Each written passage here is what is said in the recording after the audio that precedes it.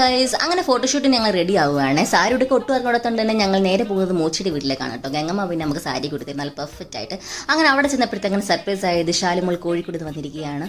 അവൾ വന്നപ്പോൾ തന്നെ കയ്യിൽ മൈലാഞ്ചി കിട്ടി. എനിക്കാണെങ്കിൽ ഒരുപാട് ഇഷ്ടമാണ് മൈലാഞ്ചിയുടെ ഒരു കൂട്ട് തരും കേട്ടോ. എനിക്ക് നല്ല ഭംഗിയാണ്. ചെന്നോണ്ട് തന്നെ നമ്മൾ ഇടിയപ്പമാണ് തിന്നില്ല, നമ്മൾ കണ്ടോളുണ്ടാക്കുന്നത്.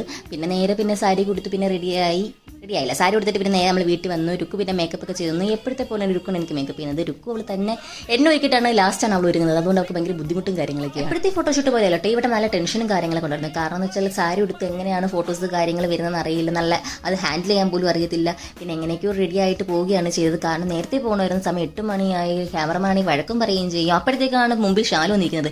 രാവിലെ അവൾ കോഴിക്കോട് 5 മണിക്ക് ഇവിടെ വന്നതാണ്. അവൾ പെട്ടെന്ന് തന്നെ റെഡി ആയിട്ട് വന്നത്. ഞാൻ ചോദിച്ചത് ആരുടെ ഫോട്ടോഷൂട്ടാണ്, ഞങ്ങളതാണോ നിൻ്റെതാണോ എന്നും പറഞ്ഞുകൊണ്ട്. അങ്ങനെ പിന്നെ ഞങ്ങൾ റെഡി ആയിട്ട് ഞാനും രുക്കും ഷാലുവും ഉണ്ണിക്കുട്ടിയും പിന്നെ ആരൊക്കെ ഉണ്ടായിരുന്നു, കുഞ്ഞാറ്റിയും പൊന്നിയും എല്ലാവരും കൂടെ അങ്ങ് ഒരു പോക്കങ്ങ് പോയി. ബാക്കി അടുത്ത വീഡിയോ കാണാൻ ബൈ.